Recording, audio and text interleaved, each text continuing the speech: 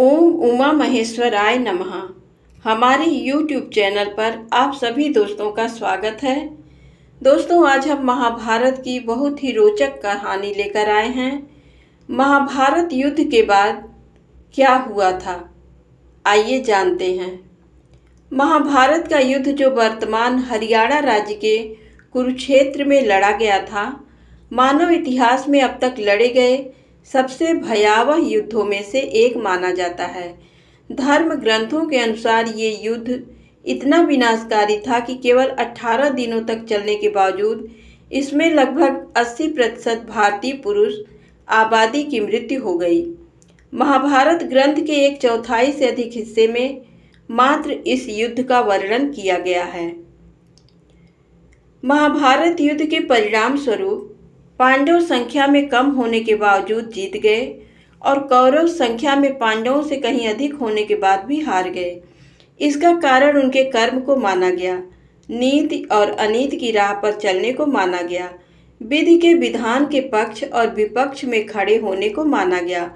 पांडव युद्ध जीत गए और श्री कृष्ण ने पांडवों में सबसे बड़े भाई युधिष्ठिर का राज तिलक करा दिया। जिनका राज तिलक स्वयं भगवान के हाथों से हुआ हो, उनका विनाश कैसे हुआ? क्या हुआ जब हस्तिनापुर की राजगद्दी पांडवों के हाथों में आ गई? पांडवों ने हस्तिनापुर पर कब तक शासन किया? वे आखिर कैसे मर गए या वास्तव में उनकी हत्या कर दी गई? और सबसे महत्वपूर्ण बात, भगवान कृष्ण के साथ क्या हुआ? आइए जानते हैं। कुरुक्षेत्र का युद्ध जीतने के बाद पांडवों को हस्तिनापुर का शासन मिला। युधिष्ठिर को हस्तिनापुर का महाराज बनाया गया, लेकिन दूसरी तरफ गांधारी एक दुखी त्रस्त महिला के रूप में विलाप कर रही थी, अपने 100 पुत्रों की मृत्यु का शोक मना रही थी। जब युधिष्ठिर को सिंहासन सौंप दिया गया और श्री कृष्ण का हस्तिनापुर से विदाई लेने का समय आया, तब वह गांधारी के पास गए और गांधारी ने श्री कृष्ण को उनके वंश का अंत हो जाने का शाप दिया। जानकारी के अनुसार महाभारत के बाद हस्तिनापुर पर पांडवों ने 36 वर्षों तक शासन किया। इस बीच गांधारी का शाप अपना असर दिखाने लगा और श्री कृष्ण की नगरी द्वारका में एक अशुभ घटना घटी। वहां एक उत्सव के दौरान सभी यदुवंशी आपस में ही लड़ने लगे और एक दूसरे की हत्या करने लगे। ये घटना सोमनाथ के समीप प्रभास क्षेत्र में घटी।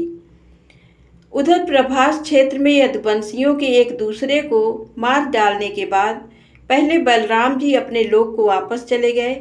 इसके बाद श्री कृष्ण वहां प्रभास क्षेत्र में एकांतवास में रहने लगे।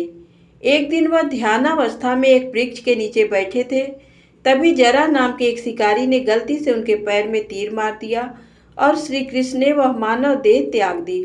भगवान कृष्ण के वैकुंठ लौट जाने के बाद देव ऋषि वेद व्यास ने अर्जुन को बताया कि श्री कृष्ण और उनके भाइयों का जीवन समाप्त हो गया है। जानकारी के अनुसार श्री कृष्ण जी जिस दिन वैकुंठ को लौटे, उसी रात को 12 बजे से कलयुग का प्रारंभ हो गया।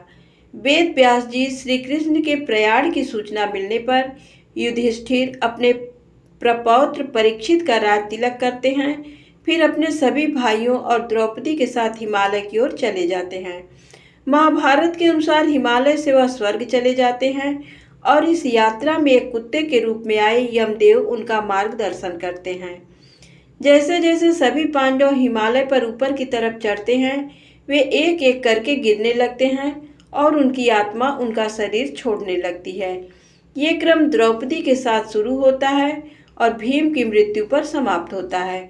उनकी मृत्यु के कारण उनकी इच्छाओं, आकांक्षाओं और उनके गर्व के कारण होने वाली परेशानियों से जुड़े हैं। केवल युधिष्ठिर ही थे जिन्होंने किसी भी चीज पर गर्व नहीं किया। इस कारण केवल वही जीवित रूप में हिमालय के ऊपर स्वर्ग के प्रवेश द्वार पर पहुंच पाते हैं।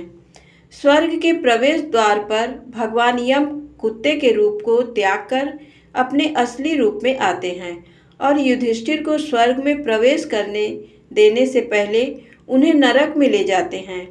नरक में युधिष्ठिर अपने भाइयों और द्रौपदी को अपने पाप स्वीकार करते हुए देखते हैं तो उन्हें उनके पापों से मुक्ति दिलाते हैं।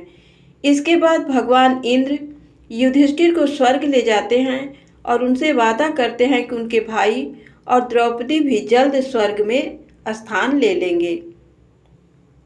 महाभारत के सबसे महत्वपूर्ण पात्र भगवान कृष्ण और पांडवों ने इस तरह नश्वर संसार को छोड़ दिया। इसके बाद कलयुग शुरू हुआ, जो अभी तक चल रहा है। जानकारी के अनुसार अब तक कलयुग के 5000 साल पूरे हो चुके हैं। कलयुग की अवधि क्या है, इस पर अलग अलग मत देखने को मिलते हैं। धन्यवाद।